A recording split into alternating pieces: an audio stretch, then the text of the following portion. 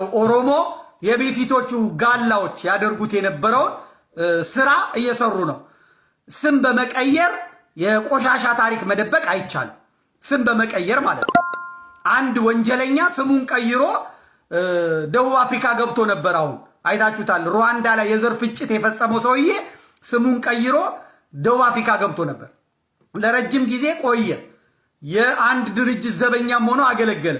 ግን አሁን የጊዜው ጊዜ ሲደርስ ተያዘ። በቀደመ ስሙ ተይዞ አሁን የዓለም አቀፉ ፍርድ ቤት ሊሄድ ነው ማለት ነው። ጋላ የሚለው ኦሮሞ አሁን የሚጠራበት ስም ነው፣ ስድብ አይደለም። ስድብ ጋላ ማለት ስድብ አይደለም። እንዳጠቃላይ ግን ፋኖ ቀማኛ አይደለም፣ ዘራፊ አይደለም። ያለ ስሙ ስም ባንሰጠው እላለሁ። በፌደራል ደረጃ ዘራፊ ሟጣጭ ሲባል እኔ ይከብደኛል። ልጆቹን እናውቃቸዋለን፣ የዛም ሰው አይደለም እና አንዳንድ ጊዜ እኔ አላምንበትም የሚባለው ኦነግ የነገሰ እንደሆነ አማራን እንደሚበላ ሁላችንም እናውቅ ነበር። እግዚአብሔር ምስክር ነው። አሁን የነገሰው አሁን መንግስቱን የተንቆራጠጠው ወንበሩን የያዘው ኦህዴድ አይደለም ኦነግ ነው። ይሄንን ታውቃላችሁ፣ ይሄን ታውቃላችሁ ሁላችሁ። ግን ስሙን ቀይሮ ኦነግ ስለማይወደድ ኦህዴድ ብሎ መጣ እንጂ ኦነግ ነው።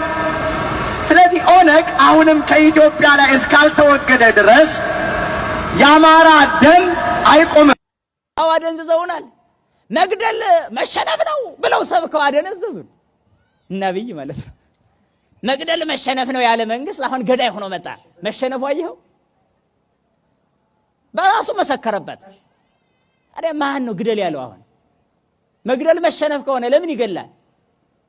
ግልጽ በሆነ ቋንቋ ያጣሉናል። አስተራቂ ነን ብለው መሃል ገብተው ይበጠብጡናል።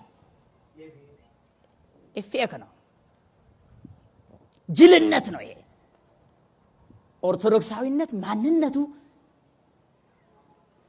አድማስ ወዲያ ማለት የሚችል ከናጅብ አልፎ የሚሄድ አድማስ የማይገድበው ጽርሐ አርያም ብትፈልግ የምታገኝበት ማንነት ያለህ ነህ። በሚያልፉ መሪዎችና ባጭበርባሪዎች የምንታለል አለመሆናችንን መግለጽ ነው። ሌሎች ኃይሎች ቢያንስ በመጻፍ እንደምናውቀው በ10 በ15 በ20 ዓመት የሚደርሱበትን ነገር በአንድ ዓመት መጥተነዋል። መንግስታዊ ስርዓቱን የሚያስረክቡን ከሆነ የሆነ ቦታ አለን እንፈራረም እንችላለን። የኛ ግብሱ ስለሆነ 4 ኪሎ የሚሰጡን ከሆነ እንስማማለን። አሁን በ30 ደቂቃ ውስጥ ባህር ዳር መያዝ ይቻላል። ይሄ እንደጨረስ አጠረማምሰን ነው አዲስ አበባ እንገባለን። ስለዚህ ከጓጽዮን አዲስ አበባ የሚፈጀው 3 ቀን ነው። ከዚያ በላይ አይፈጅብንም። እንግዲህ በደንብ እንድትረዱ እንዲገባችሁ ግልጽ እንዲሆንላችሁ ጭምር ነው። ማንንም ለማታለል እንደማይሞከር ግልጽ የወጡ ብዙ መረጃዎች እንዳሉ በጥቂቱ ነው ይሄንን ለማሳየት የሞከርኩትና አንዳንድ ፊታቸውን የሚቀያየሩ አካላቶች ስላሉ ነው። ይሄ ሁሉ ቪዲዮ ያስፈልግም ነበር። ነገር ግን ብዙ ከመሆኑ የተነሳ እንደው ከአንደኛው ላይ ብቻ ከማፍጠጥ ሁሉም ተመሳሳይ ዓላማ እንዳላቸው ለመመልከት እንዲረዳ ነው እና በመጀመሪያ ደረጃ ሁላችሁንም እኔ ለመንገር የምፈልገው ይህንን የምትመለከቱ ወይም ደግሞ ቪዲዮ የደረሳችሁ ሰዎች ምንድነው የአማራ ትግል? የአማራ ትግል የኦርቶዶክስ ትግል ነው ወይ? አማራና ኦርቶዶክስ ምንድነው ያገናኘው? አማራ ብሔር ነው፣ ኦርቶዶክስ ደግሞ እምነት ነው።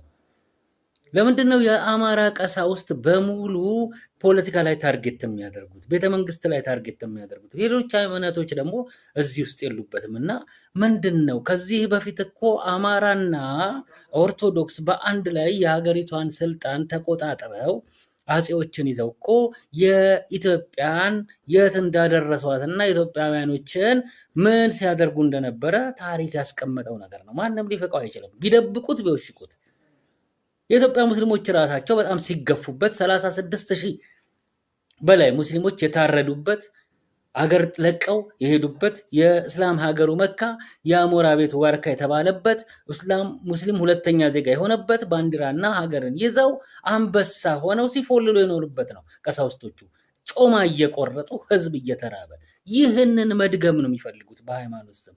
እኛ ተኝተናል ወይ? አማራ እያላችሁ ስለጮኻችሁ ኦርቶዶክስ እያላችሁ ፖለቲካውና ሃይማኖቱ እምነቱ ተምታቶባችሁ ያላችሁ ቀሳውስቶች እኛ እጃችን አጣጥፈን ነው ወይ? ይህች ሀገር የአማራና የኦርቶዶክስ ነች ወይ? ቢቻል ሁሉም ኦርቶዶክስ እንኳን ቢቀበላችሁ፣ ሁሉም አማራ ቢቀበላችሁ፣ ሌላው ህዝብስ የእናንተ መቀለጃ ነው ወይ? ሌላው እምነትስ የእናንተ መቀለጃ ነው ወይ? ሌላው ብሔርስ የእናንተ መቀለጃ ነው? የምትናገሩት ንግግራችሁ በጣም አስጠያፊ ነው። ንቀታቸው ኢትዮጵያን የሰራቸው ነው ይመስላል። ኢትዮጵያን ገድላችኋታል፣ አልሰራችኋትም። ኢትዮጵያን የበታችንና የበላይ ፈጥራችሁባታል። ኢትዮጵያን በበላይነት ተናንቋችሁ፣ በበላይነት ስሜት፣ ሃይማኖት የበላይነት፣ የዘር የበላይነት አንቋችሁ ዛሬ ተበዳዮችን ፈጥራችሁ እኩል መሆን አለብን የሚሉ ህዝብ የፈጠራችሁት የእናንተ ግፍና በደል ነው። አይበቃችሁም እንዴ? አትለቁንም እንዴ? ውጭ ሀገር ተቀምጠ ቄሱ ታናፋለ፣ እዚህ ሀገር ተቀምጠ ታናፋለ። ምንድን የሆናችሁት? ማምለክ አትችሉም? ሜዳ ዘግታችሁ አይደል እንዴ የምታመልኩት? አስፋልት ላይ ቀጠማ ጎዝጉዛችሁ አይደል እንዴ የምታመልኩት? መኪና ትራፊክ ተዘግቶላችሁ አይደል እንዴ በወር በአመት የፈለጋችሁትን አምልኮ የምታደርጉት? ምንድን የተደረጋችሁት እናንተ ለብቻ? እኔ በጣም ግራ የገባኝ ነገር ካርታ ተሰጥቷችሁ ትልልቅ መሬቶችን ይዛችሁ አይደል እንዴ ቤተ መቅደሶቻችሁን የምትሰሩት? የአማራ ህዝብ ስለብቻው ምንድነው የተበደለው? ምንድነው የደረሰበት ነገር በአማራ ህዝብ ላይ? አትረስ ተባለ፣ አትማር ተባለ፣ አትስራ ተባለ፣ አንየ ተባለ። እንዴ ምንድነው የሆነው የአማራ ህዝብ? እስኪ በግሌ መንግስት የአማራን ህዝብ ይበደለው እንዴ? እናንተ በፍላጎታችሁ ሳትጨቆኑ ተጨቋይ መስላችሁ ህዝብ እንዲከተላችሁ የራሳችሁን ህዝብ እየጨፈጨፋችሁ እያስጨፈጨፋችሁ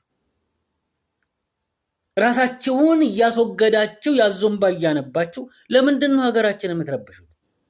እንኑርበት እንጂ ያለ እናንተ ስልጣን ሀገር ላይ ኖረን ነው እንዴ? አንደኛው የሚናገረው ሌላ፣ አንደኛው የምትናገሩት ጠምጥማችሁ ፖለቲከኛ። እናንተ ሀያታችሁ በሙሉ ፖለቲካ ውስጥ ነው የነበረው። ስታስጨፈጭፉ ነው የኖራችሁት በበላይነት ስሜት። ያ ጮማ ቀረባችሁ። እኩል መሆን አልፈለጋችሁም። እኩልነት አንገበገባችሁ። ዳራችን ሀገር ልቀቁልን እንጂ ሀገራችን የሁላችንም ናት። ምንድነው እናንተ ለብቻ የተደረጋችሁት? ለምን ከበላይ አልሆንም ነው? የትኛው የሙስሊም ሃይማኖት መሪ ነው? የትኛው ነው እንደዚህ ከበፊት ጀምሮ? እኛ እኮ የአዋሽ አስተሳሰብ ላያችን ላይ ተጭኖ ነው መንግስትን የተቃወምነው። ፖለቲካ ውስጥ እኮ ዘው ብሎ አይዘፈቁ። ስለ ህዝባቸው ነው። እናንተ የምታስተምሩት ነገር የላችሁም እንዴ? መስቀል እዚህ ላይ ታደርጋለህ፣ ሀገራችን ባንዲራችን፣ ሌላ ጨዋታ ልትጫወት ትፈልጋላችሁ እንዴ? ሰለቸን እኮ። አማራ ብሔር ነው፣ ኦርቶዶክስ ሃይማኖት ነው። ሁለቱም ሀገር አይደሉም። ስልጤ ብሔር ነው፣ እስልምና ሃይማኖት ነው። ደቡብ ብሔር ነው፣ ፕሮቴስታንት እምነት። ምንድነው የእናንተ የተለየ የሚሆነው? ሀገር እናንተ ካልመራችኋት አይሆንም። ሀገር በእናንተ ቡራኬ ካልተሰጣት አይሆንም። እኛ ዜጎች አይደለንም? የበላይነት ስሜት ራስን ያሳጣል። መስመር ሳታችሁ በጠበጣችሁን እንዴ! ገደብ አለፋችሁ። በቃ እኛ ደግሞ ይህንን መንግስት እንፈልገዋለን፣ እንደግፈዋለን፣ እንመርጠዋለን። የእናንተን አስተሳሰብ ስለምናውቀው፣ ችግራችሁን ስለምናውቀው፣ እናንተ ደግሞ ይሄን የምትናገሩት አስመሳይነታችሁን፣ እስልምና ላይ ጥላችሁን፣ ብሔሮች ላይ ጥላቻችሁን፣ ሁሉንም ጥላቻችሁን ስለምናውቀው ዳግም ስታለቅስ ትኖራለህ እንጂ ስልጣን አታገኙም። የስልጣን ጥማት ነው አይደል? ሁሉ አታገኙም። 4 ነጥብ